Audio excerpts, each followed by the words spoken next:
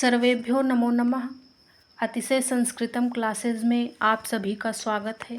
हम लोग पढ़ रहे थे अभिज्ञान शाकुंतलम चतुर्थ अंक, तो जिसमें शकुंतला की विदाई लगभग अब अंतिम चरण में चल रही है।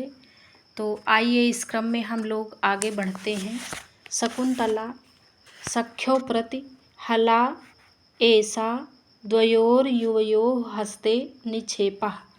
शकुंतला कह रही हैं सख्यो प्रति यानी कि सखियों से, और सख्यो पद आया है इसलिए दोनों सखियों से, क्योंकि सख्यो द्विवचन में प्रयोग है, इसलिए सख्यो पद से आसे दोनों सखियों से है। तो शकुंतला दोनों सखियों से कह रही हैं। क्या कह रही हैं?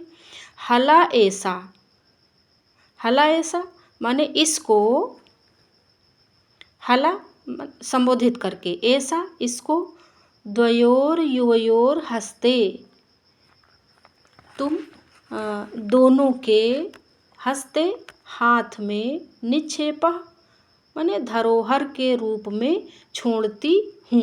हस्ते यहाँ पर सप्तमी विभक्ति में है, हाथ में इसलिए, और निक्षेप, निक्षेप का अर्थ धरोहर से है। तो एक यहाँ पे सबसे प्रमुख बात है, हम लोग संभावित प्रश्न देखते हैं। ऐसा पद आया है तो यह पद किसके लिए प्रयुक्त हुआ है? हमने पिछली वीडियो में पढ़ा था लता भगिनी वन ज्योत्सना। तो ये जो ऐसा पद है ये लता भगिनी वन ज्योत्सना के लिए प्रयुक्त हुआ है। और इस शब्द को किसने प्रयोग किया है? शकुंतला ने। और द्वयोर युवयोः, ये दोनों कौन हैं? ये हैं अनुसुईया और प्रियंवदा। यहाँ पर अनुसुईया और प्रियंवदा के हाथों में निक्षेप यानी कि धरोहर के रूप में लता भगिनी वन ज्योत्सना को शकुंतला सौंप रही हैं, क्योंकि उनकी विदाई हो रही है ना। तो वन ज्योत्सना से भी शकुंतला ने जो है गले मिला है और उसके बाद ऐसा कह रही हैं।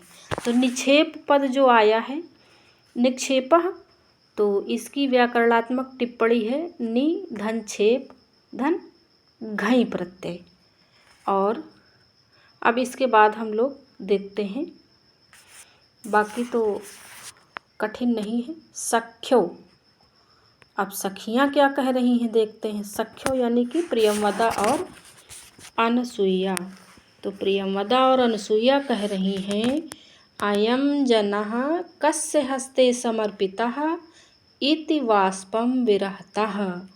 तो ये दोनों लोग कह रही हैं अयं जनः यानी कि हम दोनों को, कस्य किसके, हस्ते हाथ में, समर्पितः छोड़ती हो या समर्पित करती हो, इति वाष्पं विरहता ऐसा कहकर आंसू बहाती हैं। तो दोनों सखियाँ, अयं जनः पद से किसका बोध है? अयं जनः पद से प्रियंवदा और अनुसुईया का बोध है। और ये दोनों लोग शकुंतला से प्रश्न कर रही हैं कि अयं जनः यानी कि हम दोनों को किसके हाथ में सौंप रही हो। इतना कहकर वो लोग आंसू बहाती हैं। बाष्पम माने होता है आंसू, और विरहता पद विरहति विरहता विरहंती। तो विरहता लट लकार प्रथम पुरुष द्विवचन का रूप है, तो इसीलिए विरहता पद आया है, क्योंकि प्रियंवदा और अनुसुईया दो लोग हैं ना। तो क्रिया कर्ता अनुसारिणी, इस नियम से विरहता पद प्रयोग हुआ है। तो बाकी तो इसमें कठिन नहीं है। अच्छा, बाष्पम विरहता जो शब्द आया है ये मुहावरा है। बाष्पम विरहता क्या है? मुहावरा है। कपिल देव द्विवेदी जी की बुक में दिया है। तो ऐसे शब्दों को हम लोग याद रखेंगे, क्योंकि ये इम्पॉर्टेंट होते हैं। पूछ लिया जाता है कि बाष्पम विरहता ये जो पद आया है ये क्या है, मुहावरा है कि क्या है। तो संस्कृत में नाटकों में कहीं कहीं मुहावरों का प्रयोग है, तो इसलिए इसका ध्यान देना चाहिए। फिर आगे देखते हैं। काश्यपः, काश्यप अनुसूये अलम रुदित्वा। अब काश्यप क्या कह रहे हैं? अनुसुईया तुम लोग मत रो। अच्छा, अनुसुईया से क्यों कह रहे हैं कि मत रो? क्योंकि अनुसुईया तो बड़ी है, समझदार है, इसलिए वो अनुसुईया से कह रहे हैं। अलम रुदित्वा।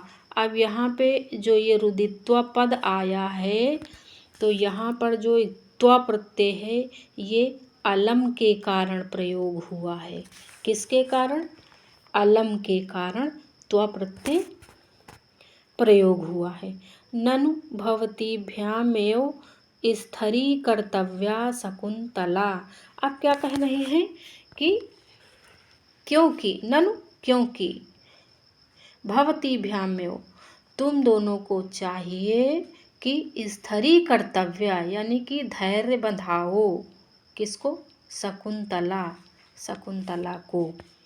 सर्वे परिक्रामन्ति, सभी लोग घूमते हैं। क्योंकि ये नाटक है ना, तो हर चीज़ नाटकीय रूप से चल रही है। तो अलम यहाँ निषेध अर्थ में है। तो निषेध किस चीज़ का किया जा रहा है? रोने का निषेध किया जा रहा है।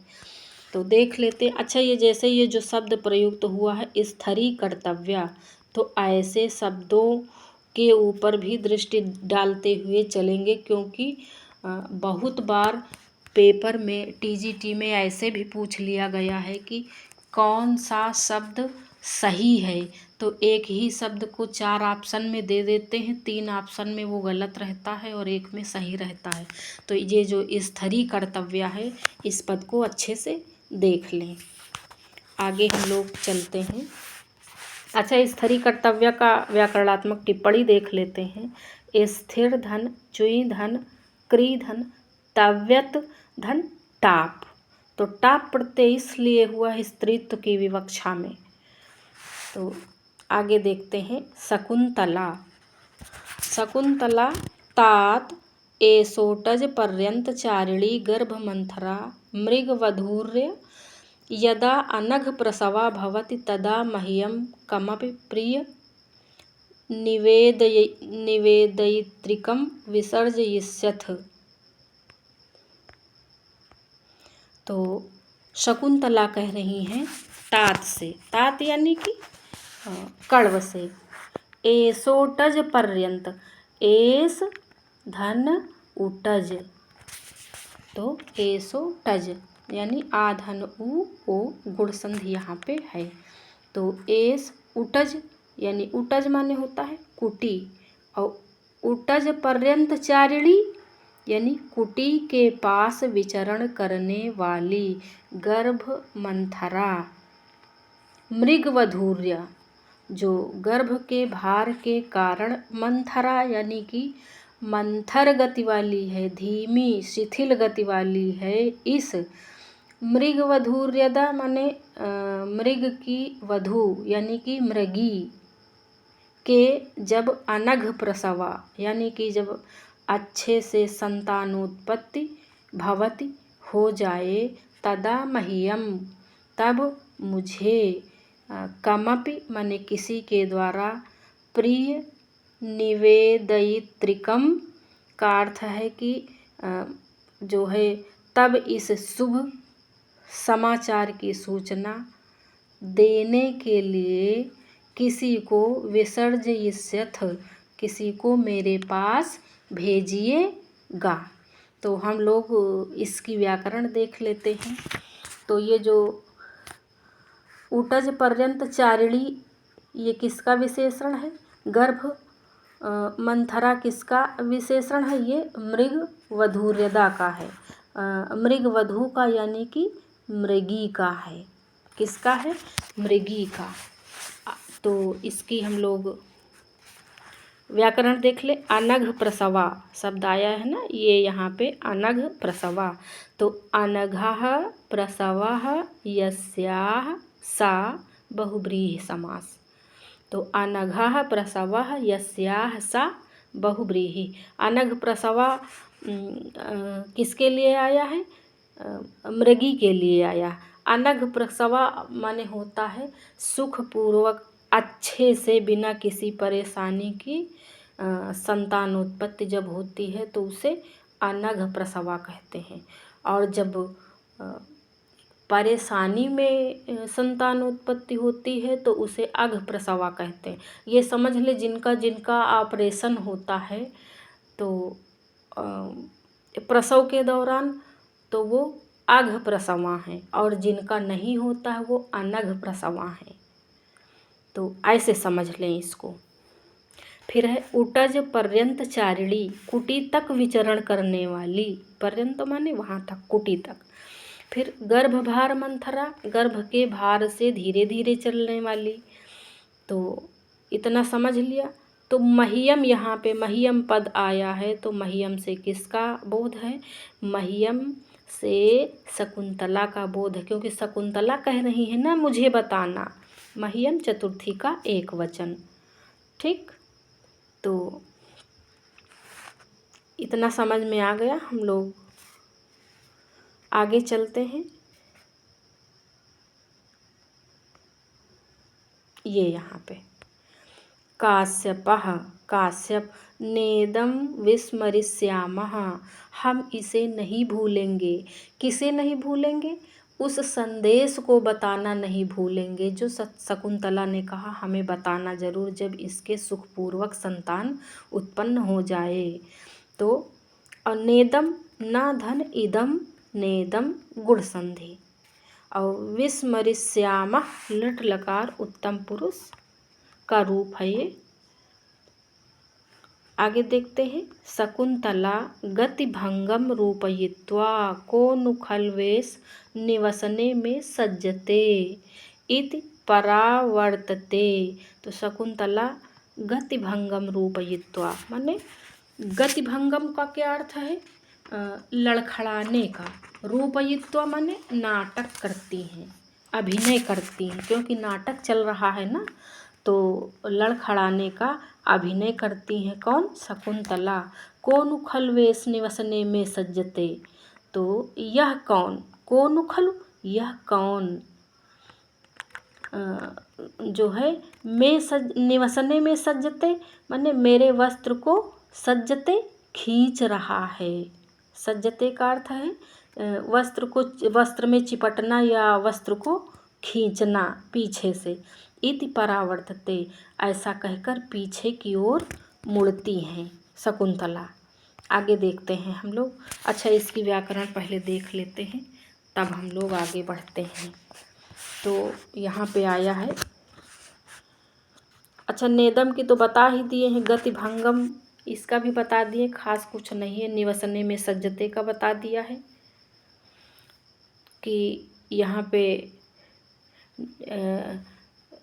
सज्जते का अर्थ है कि वस्त्र को खींचना या चिपटना। आगे देखते हैं पेज नंबर 2 में, ये यहाँ पे।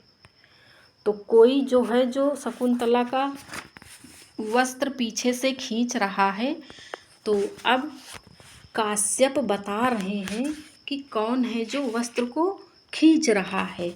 तो काश्यपः वत्से, काश्यप वत्से यानी कि वत्से पद से यहाँ पे शकुंतला को संबोधित किया गया है। तो आइए ये प्यारा सा श्लोक हम लोग देखते हैं।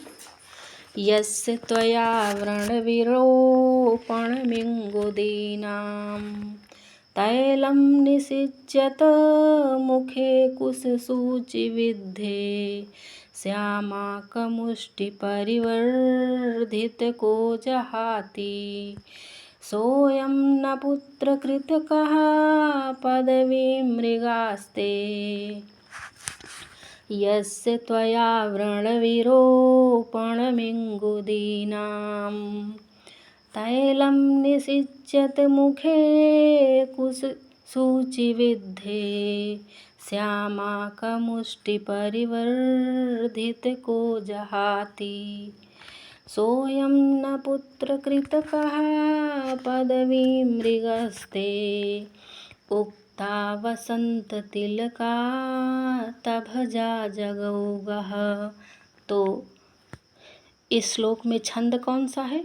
वसंत तिलका। वसंत तिलका बड़ा ही प्यारा छंद है और बहुत बढ़िया बनता है। तो आइए देखते हैं इस श्लोक का अर्थ काश्यप के द्वारा जो कहा गया है। तो यस्य त्वया, यस्य जिसको, यहाँ से अर्थ देखेंगे। कुश सूच विद्धे मुखे, तो वही वस्त्र को खींच रहा है। यस्य जिसको, मुखे माने जिसके कुशाग्रों से, कुशा के अग्रभाग से, कुशा के अग्रभाग बड़े नुकीले होते हैं ना, तो कुशा के अग्रभाग से विद्धे माने विधे हुए, मुखे मुख को, त्वया माने तुम्हारे द्वारा, व्रण विरोपण इंगुदी नाम, तो घावों को भरने के लिए जिसके तुमने इंगुदी का तेल, तैलम तेल, न्यसिचत माने लगाया था घावों पर। श्यामाक मुष्टि परिवर्धित को जहाती, और श्यामाक, श्यामाक कहते हैं समा के चावल को, ये जंगली धान है। तो समा के चावल को मुष्टि माने समा के चावल की मुट्ठियों से खिलाकर जिसको, परिवर्धित को माने खिलाकर जिसको तुमने जो है पाला था। परिवर्धित को से आशय है, परिवर्धित को से कि पाला था। सो अयम न पुत्र कृत कहा पदवी मृगास्ते, वही तुम्हारा पालित पुत्र पदवी मृगस्ते, तुम्हारे मार्ग को ना नहीं छोड़ रहा है। ऐसा यहाँ पे कृतक पद का प्रयोग हुआ है, तो इसको हम लोग व्याकरण में देखते हैं। तो आइए हम लोग इसकी व्याकरण देख लेते हैं। तो पहले पद आया है व्रण विरोपणम आया है ना, ये यहाँ पे। तो व्रण विरोपणम, व्रणानाम विरोपणम, व्रण विरोपणम, व्रणानाम विरोपणम, व्रण विरोपणम तत्पुरुष समास। व्रण माने होता है घाव, तो घावों को भरने वाला। फिर है यस्य पद आया है। यस्य यह विशेषण है मृग का। किसका है? मृग का। और त्वया किसका विशेषण है? त्वया शकुंतला का विशेषण है। हम लोग किसी भी श्लोक या किसी भी वाक्य में संभावित प्रश्नों को तलाशते हुए चलेंगे, क्योंकि जितने अधिक प्रश्न हम जान लेंगे उतना ही हमारे लिए कंपटीशन आसान हो जाता है। तो ये सारी बातें हम लोग देखते हुए चलेंगे। विरोपण पद आया है ना, ये विरोपण, विरुह धन ऋच धन लुट प्रत्यय, तो विरोपणम। फिर है न्यसिच्यत, ये यहाँ पे न्यसिच्यत माने लगाया था। यहाँ न्यसिच्यत का अर्थ लगाने से है। नि सिच, और यहाँ पर कर्मवाच्य में लंग लकार का रूप बना है। कर्मवाच्य में है ये पद। किस में है? कर्मवाच्य में। यहाँ पर